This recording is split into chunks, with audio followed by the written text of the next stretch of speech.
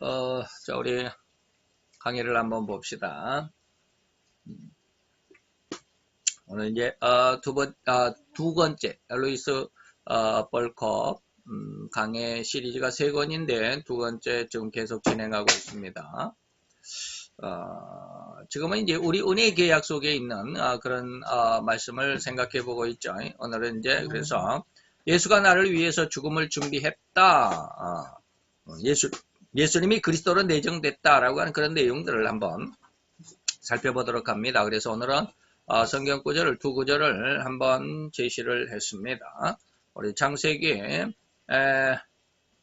위에는 안 고쳤네요. 이걸 고쳤어야 되는데 창세기 17장 7절 우리 같이 봉독합니다. 내가 내 언약을 나와 너와 내 대대 후손의 사이에 세워서 영원한 언약을 삼고 너와 내 후손의 하나님이 되리라. 사도행전 2장 39절입니다. 이 약속은 너희와 너희 자녀와 모든 먼 데의 사람 곧 주 우리 하나님이 얼마든지 부르시는 자들에게 하신 것이라 하고 아멘. 자, 오늘 하나님의 그 은혜 계약, 우리가 지난 시간에 구속 계약과 은혜 계약이 있다. 구속 계약은 어떤 계약이라고? 하나님과 성부 하나님과 성자 예수님에 대한 그 계약. 다시 말하면 성부 하나님께서 성자 예수님을 인간의 그리스도로 구세주로 내정하신 바로 그 내정하신 계획이 구속 계약이다라고 했고요. 그 계획을 따라서 예수님께서 세상에 오셔서 십자가에 우리를 위해서 죽으신 것, 이것이 바로 은혜의 계약이다라고 하는 것 말씀드렸죠. 바로 그 은혜 계약의 일부분입니다. 그래서 오늘 본문의 오늘 제목을 제가 뭐라고 그랬는가 하면 예수가 나를 위해 죽을 준비가 되셨다 이 말입니다. 그래서 오늘 본문은 창세기 17장 7절 하나님께서 하나님의 그 언약을 하나님과 그리고 당시에는 이제 모세겠죠. 모세겠죠.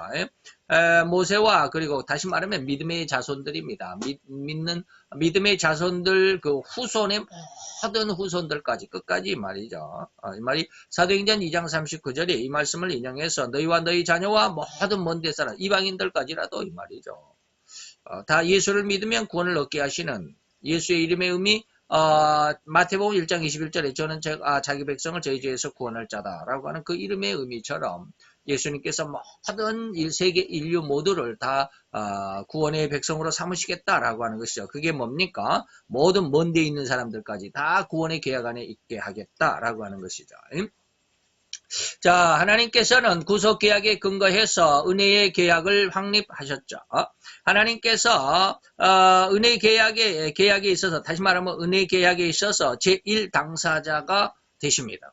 제1 당사자가 누구다? 하나님, 성부 하나님이시다. 하나님께서는 이 계약을 확립하시며 제2 당사자와의 관계를 결정하십니다. 그런데 이 제2 당사자가 누구인가 결정하기는 그리 쉽지가 않다. 교리적으로 많은 사람들이 제2 당사자가 어떤 사람은 예수라고 하는 사람들도 있고 어떤 사람들은 또 성도라고 말하는 사람들도 있고 그래서 제1 당사자가 누군지를 명확하게 딱 한번 규정 짓고 나가는 것은 좀 어렵다라고 하는 것입니다. 우리 개혁파에서는 개혁파의 통상적인 견해는 이 제2 당사자를 누구라고 하면 예수 그리스도 안에서 선택받은 죄인들, 다시 말하면 마태 1장 21절 예수님의 이름의 의미 안에 있는 자들, 자기 백성이 되는 예수님의 자기 백성이 되는 자들이라고 봅니다. 그러나 우리는 여기에서 이 계약이 두 가지 면에서 생각되어야 한다는 것을 잊어버려서는 안 되겠죠. 다시 말하면 목적 자체로서의 계약이 되는 것이고 또 하나는 수단으로서의 계약이다. 라고 하는 것입니다. 목적을 위한 목적의 계약이고 수단의 계약이다 라고 하는 것이죠. 그리고 도대체 이 말이 무슨 말일까? 자, 상호 친교 또는 생명의 교통의 언약. 연약이라고 지금 이 교리책에는 있습니다. 그래서 연약이란 말이 제가 이해가 안 돼가지고 제가 이제 언약이 아닌가라고 이렇게 써놨는데 자세히 잘 모르겠어요. 생명의 교통의 연약성이라고도 표현할 수도 있죠. 하나님과의 생명의 교제가 끊어져 버린 인간의 모습을 연약이라고 표현한다면 이 말도 맞기는 합니다. 근데 이제 저는 언약이 아닐까라고 생각을 해보는데, 즉 계약의 목적 그 자체는 역사의 과정 속에서 성령의 역사로 말미암아 실현되어지는 것이다. 늘 이야기하죠. 예수님께서는 하나님 아버지께서 인간을 구원하기로 딱 작정을 하시고 예수를 그리스도로 십자가의 죽음으로 내정을 하셨고, 그 예수는 진짜 인간의 육신을 입고 세상에 오셔서 십자가의 죽으심으로 하나님의 이 구속의 계약을 이루신, 그리고 그 은혜로 말미암아서 인간이 구원을 얻었다라고 하는 것을 어떻게 입증을 한다? 성령께서 성도들의 모든 심령들 안에 믿음으로 역사한다. 그래서 성령의 은혜가 역사하지 않으면 믿음이 성장하지를 않습니다. 교회를 오래 다녀도 믿음이 잘 없죠. 그래서 성령의 역사로, 이 말이에요. 성령의 역사로 말미암아 실현되어지는 것은 하나님의 구원에 대한 그 어떤 목적이 이루어지는 것이죠. 그래서 계약이란 어떤 특권, 어떠한 약속이 말이죠. 특별한 권리가 영적 목적을 위해 증진되어지는 상태를 나타내는 계약이 바로 은혜 계약이다. 영적인 목적, 다시 말하면 구원과 그리고 영원한 생명과 그리고 영원한 권능을 회복하는 바로 어떤 그런 영적인 목적을 위해서 계속해서 성장하고 쌓여져 간다 이 말이죠. 증진되어 간다 이런 뜻이겠습니다. 하나님의 약속은 산 믿음에 의해 받아들여진다. 산 믿음은 뭐요? 예수가 나를 위해서 죽었다. 하나님이 나를 위해 예수를 내 죄를 위한 대속제물로 계획을 하셨다. 이것이 믿어지는 거예요. 여러분 오전에도 제가 말씀을 드렸지만 이 영적인 은혜가 다시 말하면 하나님의 자녀들이 하나님의 자녀가 되었음으로 인해서 세상에 어려움을 당한다. 핍박을 당한다. 마태오 5장 11절이라고 그랬습니다. 11절 12절. 그러면 그 어려움이 어떠한 것인가를 여러분들이 느끼기 전에는 절대로 그것이 어떠한 것인지 이해를 못합니다.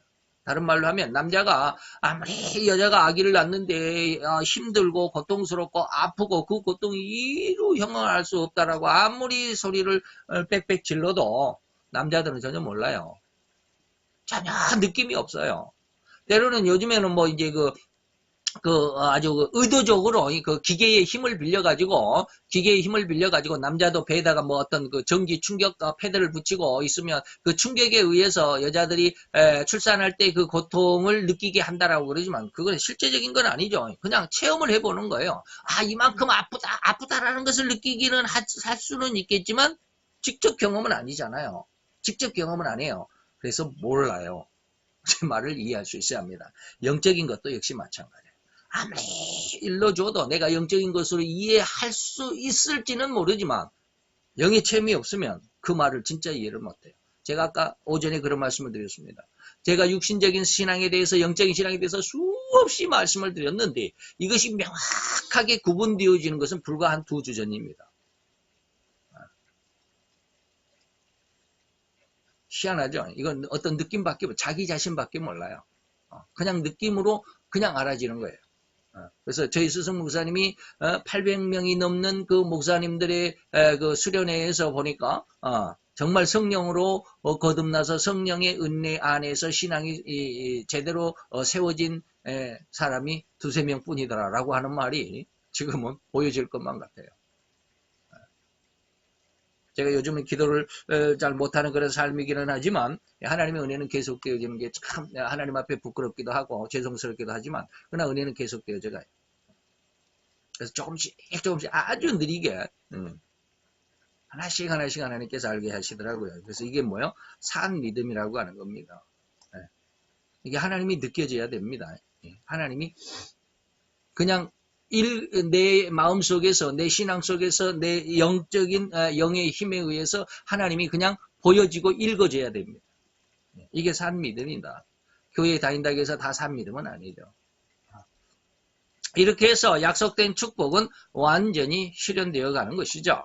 이렇게 볼 때 이 계약은 하나님과 그리스도 안에 택함을 받은 죄인, 다시 말하면 예수의 이름의 의미 마태 1장 21절에 바로 예수님의 자기 백성 말이죠. 그 죄인과의 은혜로운 계약으로서 하나님께서 택함 받은 죄인들에게 다시 말하면 죄인들 이게 말이 좀 이상해서 제가 지금 바꿨습니다. 파란 것이 이제 제 말인데요. 이 파란 것이 제 말이고요. 이 까만 것이 교리책에 그대로 기록이 되어 있는 말인데 뭐라고 그러냐면 택함 받은 죄인들 택함받은 죄인들이라고 제가 읽어보다가, 야, 택함받은 죄인이라는 말이 맞나? 택함받은 죄인이 뭐야? 죄인들 중에서 택함받은 자. 이렇게 바꾸는 것이 옳지 않을까라는 그런 생각이 들어서요. 그래서 택함받은 죄인들 말이 조금 앞뒤가 바뀐 그 말이 맞기는 맞는데 앞뒤가 좀 어순이 바뀐 듯한 그런 느낌을 받아서 제가 이렇게 바꾸어봤습니다. 파란 글씨가 이제 제 마음, 제가 생각하는 거거든요. 그래서 죄인들 중에서 모든 죄인들 중에서 특별히 하나님 앞에 택함받은 자들 성도들이죠. 그래서 하나님께서 이렇게 죄인 중에서 택함받은 자들에게는 구원의 축복과 함께 자신을 제공해 주신다. 하나님을 직접 제공해 주신다. 이 말씀이 무슨 말일까?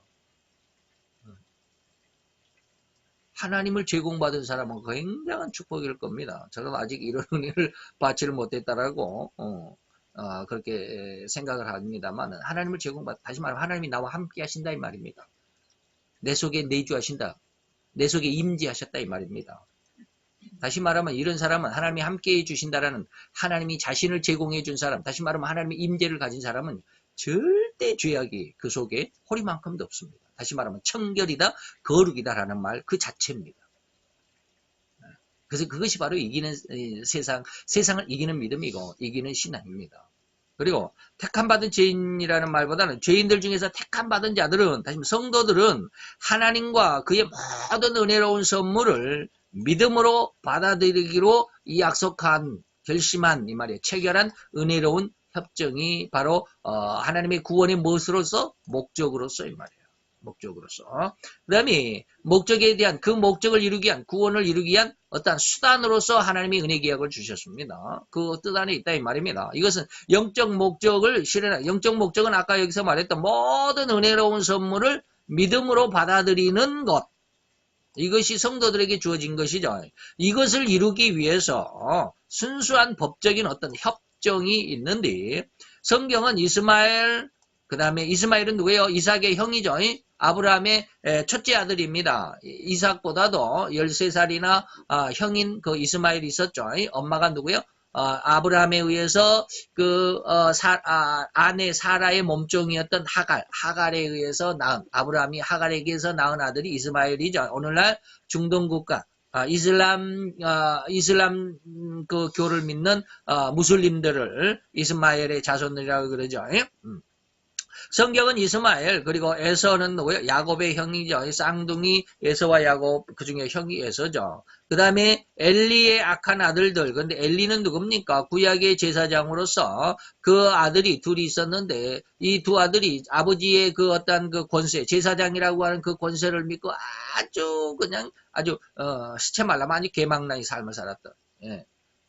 아버지가 제사장이니까 자기들도 제사장의 직분을 가질 수 있어요. 그때 당시 세습이었으니까.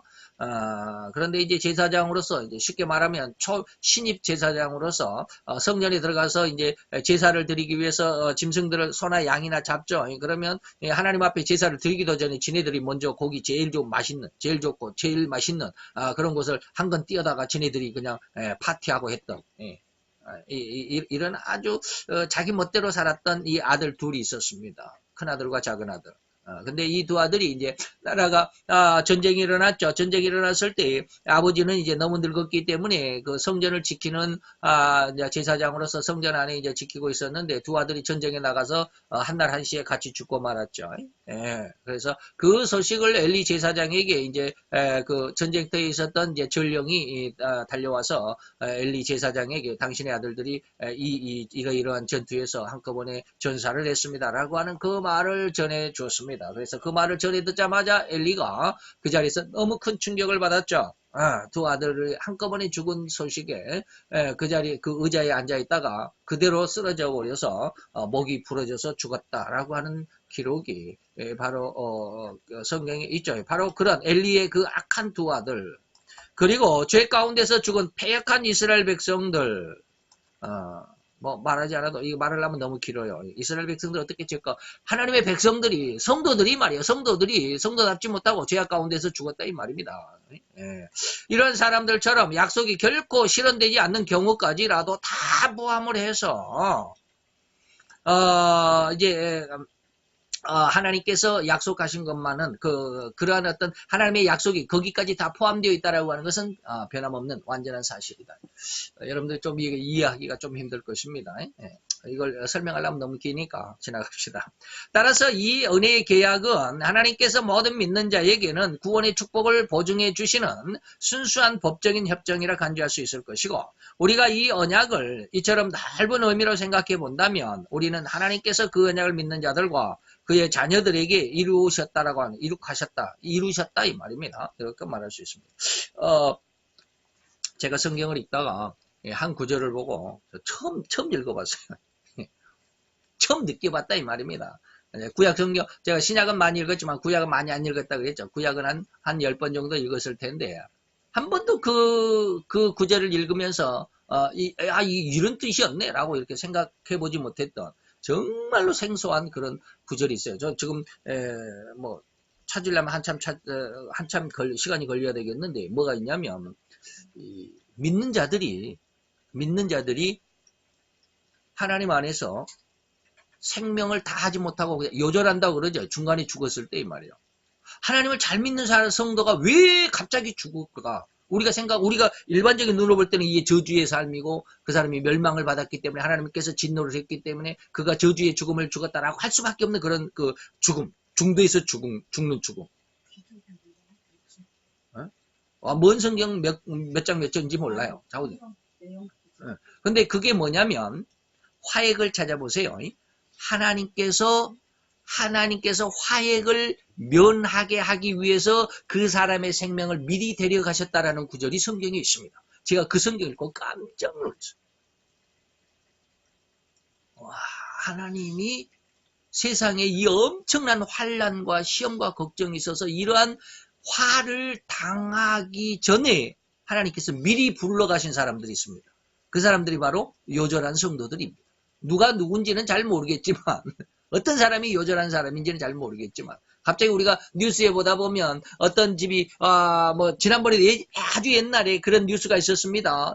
서울에 한강을 지나가는 그 한강 그 뭡니까 이게 그 뭡니까 그 반포구 밑에 뭡니까 그 수포교라고 무슨 교지 그게 잠수교를 지나가는데 물이 갑자기 많이 비가 와가지고 물이 쏟아져 내려가지고 그 잠수교는 물이 비가 조금 오면 물이 다리 위로 넘쳐 흐릅니다. 그래서 물 속에 잠기는 다리다 해갖고 잠수교입니다. 그래서 그 잠수교 위에다가 또 똑같이 그 다리를 하나 놨습니다. 그게 반포대교죠.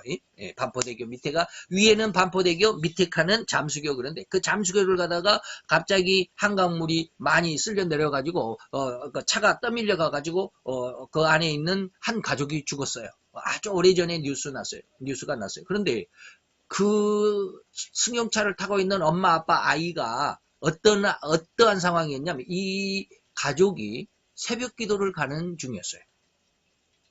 새벽 기도를 가는 중에 갑자기 한강물이 넘쳐가지고 잠수교를 넘쳐가지고 죽었다. 그러면 굉장히 아주 혼란하잖아요. 예수 믿는 사람. 아니 하나님이 그래 새벽 기도를 가는 하나님의 성도들을 이렇게 물에 빠져서 익사하게 만들었단 말이야. 도대체 이게 뭐지 이게 좀 뭡니까 이게 정리가 안 되잖아요. 하나님이 그럴 수 있나?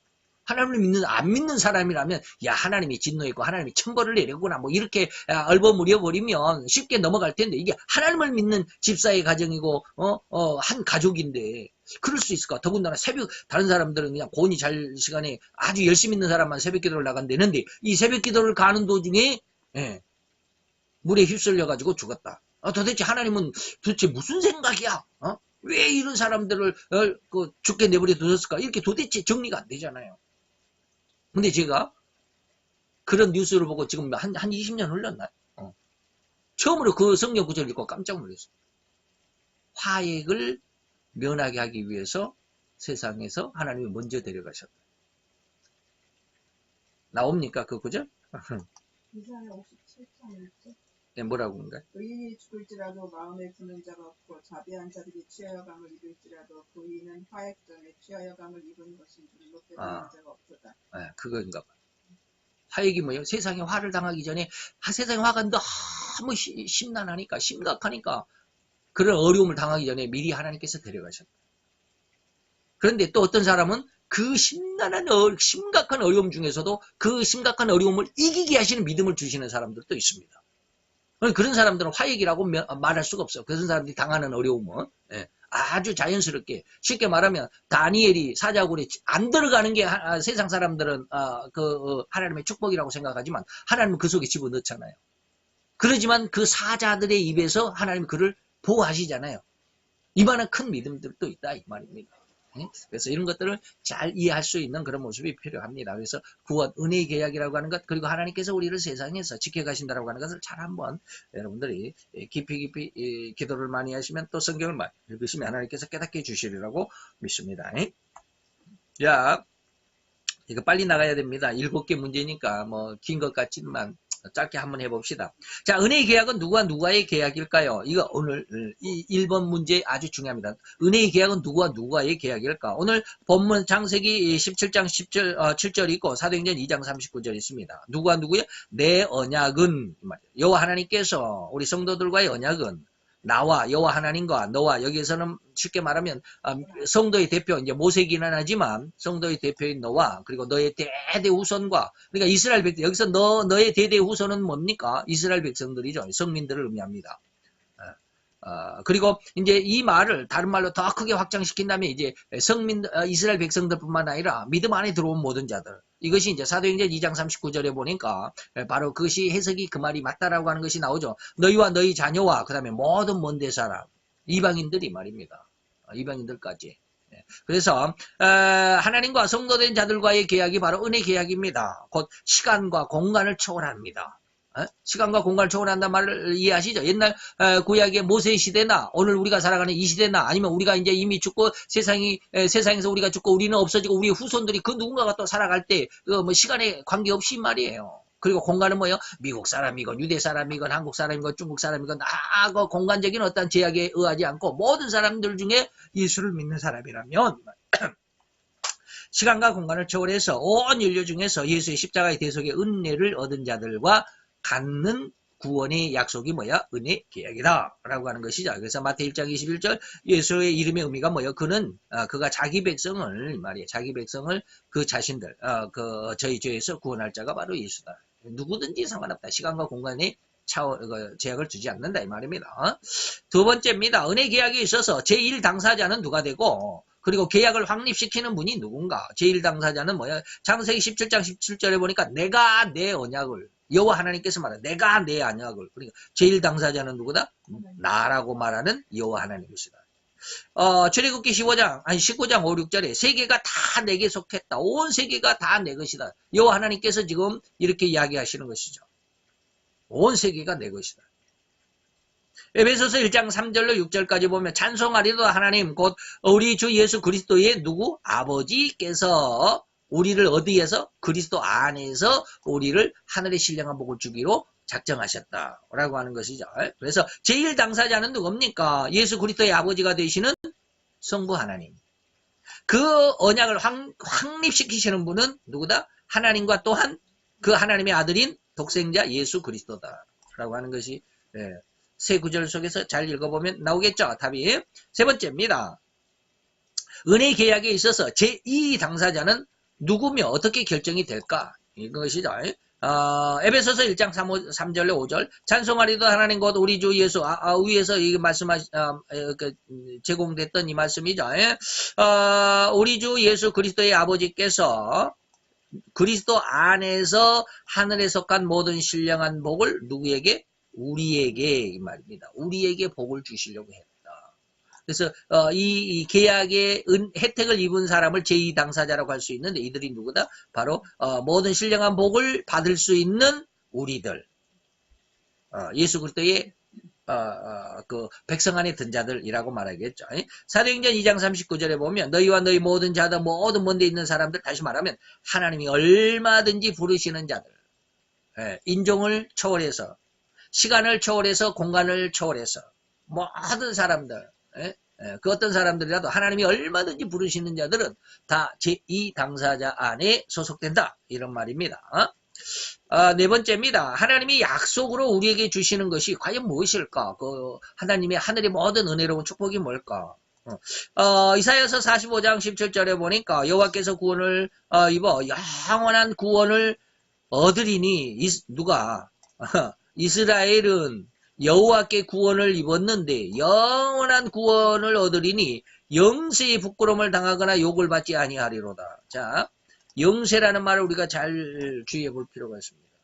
지금은 이스라엘이 굉장히 욕을 먹잖아요. 주위로부터. 예수를, 하나님을 안 믿는 자들로부터. 우리나라에서도 이스라엘을 욕하는 사람 무지무지 많습니다.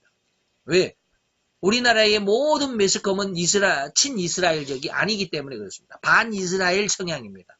왜? 안 믿는 나라이기 때문에 그렇습니다. 안 믿는 나라이기 때문에. 예? 옛날에 몇 년 전이죠.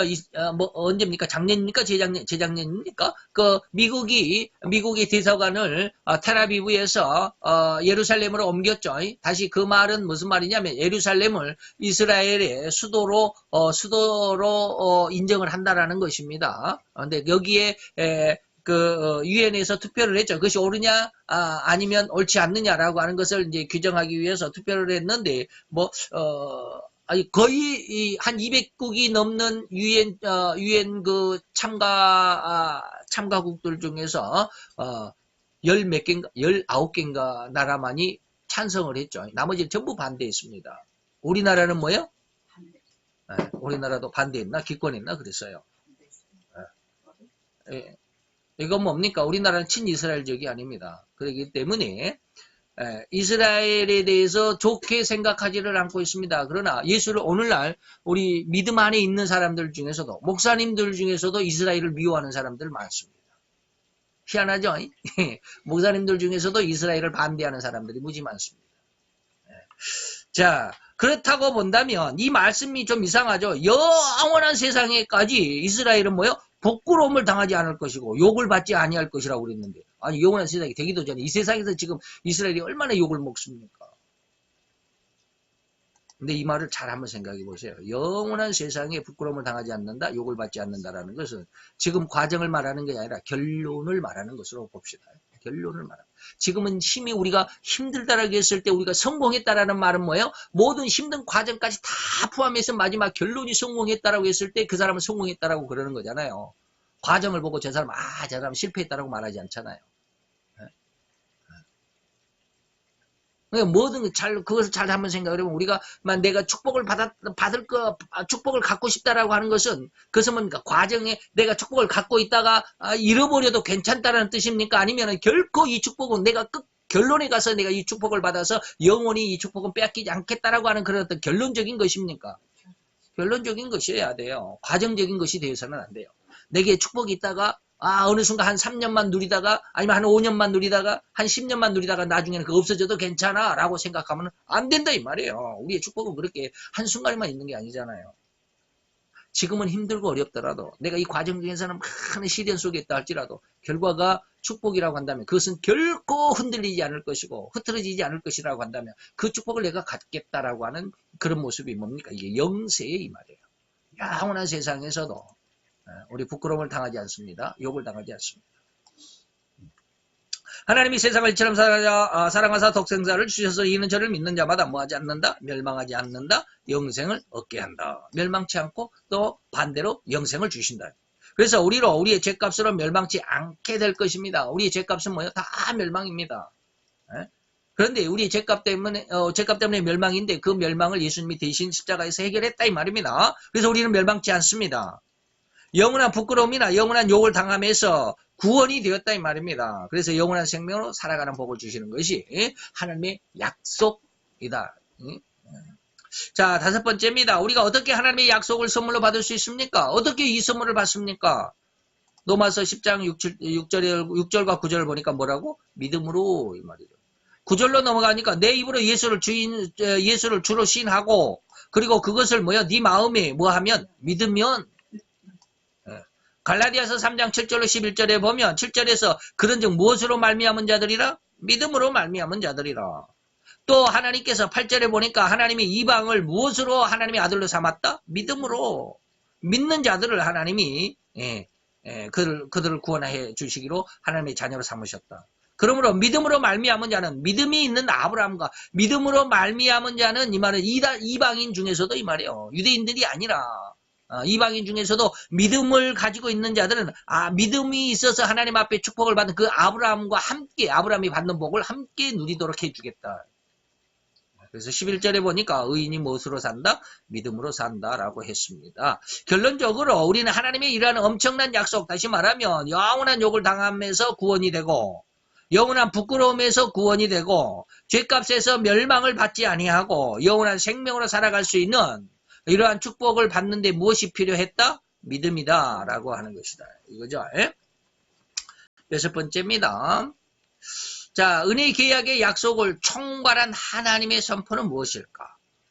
하나님이 뭐라고 우리에게 그 약속을, 쉽게 말하면 법조문이 뭐냐? 근거가 뭐냐? 이 말입니다. 하나님이 우리에게 뭐 영원한 축복을 주시기로 약속했대.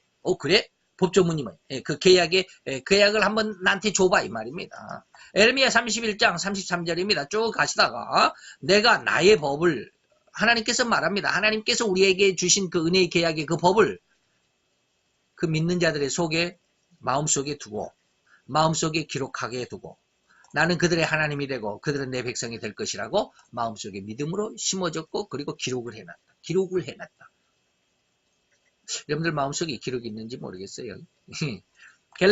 에스겔서 34장 24절 혹은 31절에 보면 나 여호와는 그들의 하나님이 될 것이다. 그리고 내 초장의 양인 너희는 나는 양의 목자고 내 초장에 양이 있는데 내 양은 누구다? 너희다 라고 하는 너희 사람이다. 믿는 사람들이다.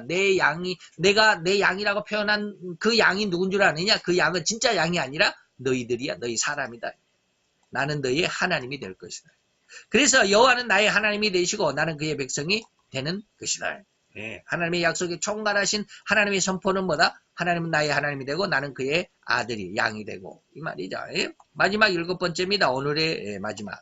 신약에 계시된 새 계약은 구약에서의 계약과 어떻게 다를까? 그리고 어떤 관계가 있을까? 자, 나 여호와가 말하라 보라 날이 이르리니 내가 이스라엘 집과 유다 집에 뭘 세운다? 새 언약을 세운다. 이게 어디에? 구약이잖아요. 예레미야 31장 31절. 이 말이 히브리서 8장 8절이나 13절에 보면 내가 이스라엘 집과 유다 집으로 새 언약을 세우리라. 새 언약이라고 말씀하셨으면 뭐 했다? 첫 것은 어떻게 낡아지게 하는 것이니 낡아지는 것은 쇠하여 없어져 가는 것이다. 그래서 제가 로마서 4장하고 갈라디아 3장을 써놨는데 너무 길어가지고 그냥 이렇게 제목만 장만 써놨어요. 한번 읽어보세요. 로마서 4장, 갈라디아서 3장. 다시 말하면 옛 것은 낡아지고 쇠하는 것이 없어져 가는 것이라고 규정을 하고 완전히 폐기한 것은 아닙니다. 폐기한 것이 아니고 새 것이 낡아져 가는 것 위에 다시 수축을 했다 이 말이에요. 재건축했다. 리모델링 했다 이 말입니다. 완전히 없애버린 것이 아니고 그것을 뿌리는 남겨두고 그 뿌리에서 다시 재건축을 했다. 이게 뭐냐면 제가 어제 희한한 것을 한번 먹었거든요. 이제 마지막으로 제가 한번 여러분들에게 그게 아마 제가 핸드폰에 찍어놨기 때문에 여기에 들어가 보면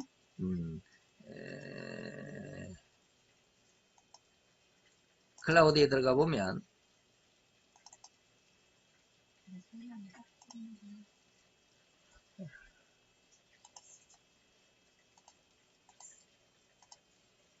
이거 왜?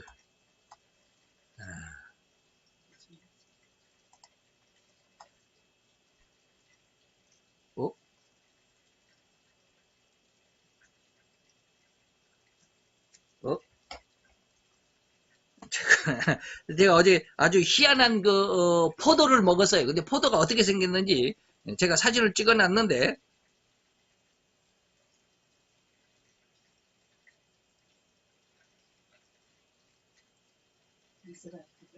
아니 이스라엘 포도가 아니고요. 아니.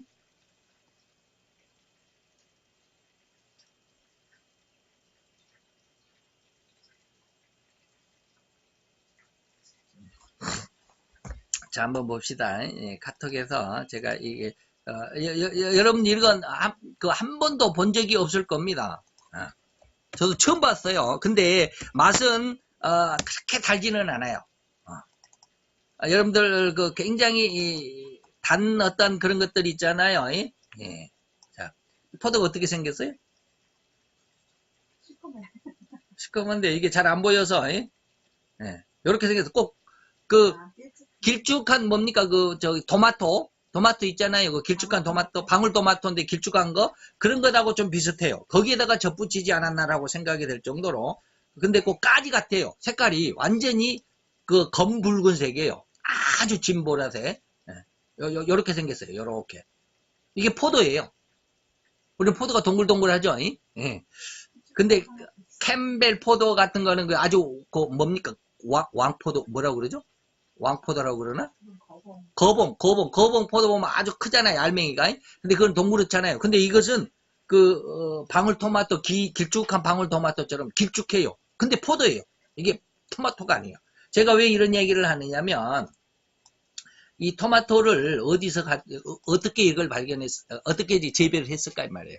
다시 말하면 토마토를 아마 이런 방울토마토가 그 길쭉한 그 방울토마토의 뿌리 방울토마토는 잘라내고 그리고 포도의 순을 그 방울토마토의 뿌리에다가 접을 붙여 놓으면 아마 이런 그 방울토마토 같은 이런 포도가 생겨나지 않았을까라고 생각을 해요. 이해가 됩니까? 이해가 되나요? 그 말 제가 무슨 말 하는지 이해가 돼야 됩니다. 이게 뭐냐면 접붙인다라고 하는 거예요.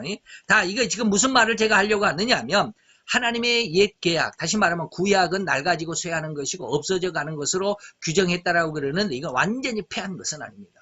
뿌리는 남겨놨어요. 위에 퉁어리는 다 잘라냈다 이 말입니다. 그리고 그 뿌리 위에 구약의 뿌리 위에 그 속에다 새로운 새 계약을 접을 붙여가지고 싹이 나고 줄기가 나고 싹이 나서 열매를 맺는 거는 무슨 계약이다?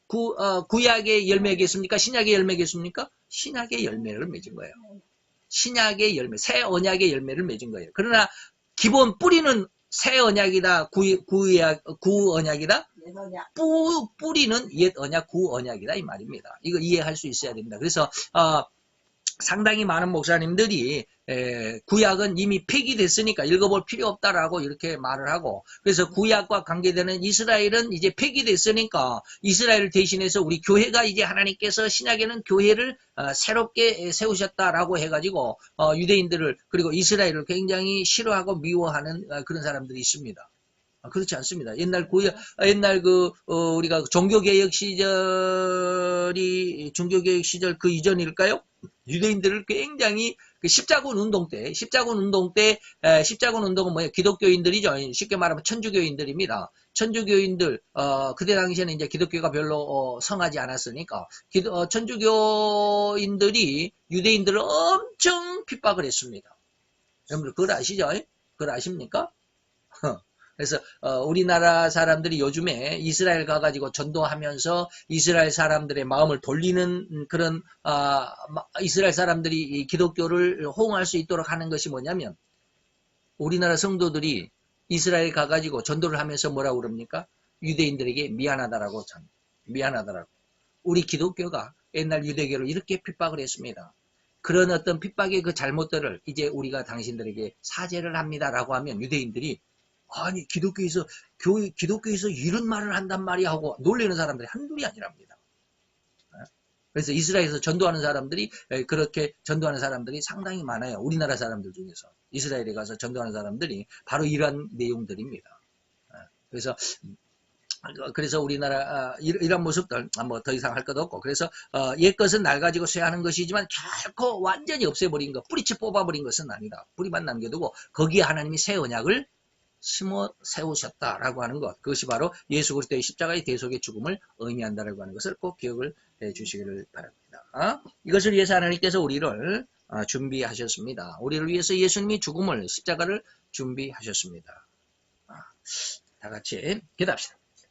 할렐루야. 주님 오늘도 주님의 귀한 사랑을 감사를 드리나이다. 주의 영광 앞에 있는 아름답고 귀한 저들의 모습 오늘도 주의 영광 가운데 있사오니 하나님이 역사하시고 은혜를 도와주신 줄로 믿습니다. 또한 더 하나님의 축복이 함께하여 주셔야만 할 것으로 간절히 바랍니다. 하나님 오늘도 주님의 영광에 이 아름답고 귀한 교리를 생각하며 공부하는 시간 위에 주님 축복하셔서 우리의 신앙에 더 굳건한 그리고 더 탄탄한 더 중심을 세워갈 수 있는 귀한 공부였음을 믿고 감사함을 드리며 예수 그리스도 이름으로 기도하였사옵나이다. 아멘.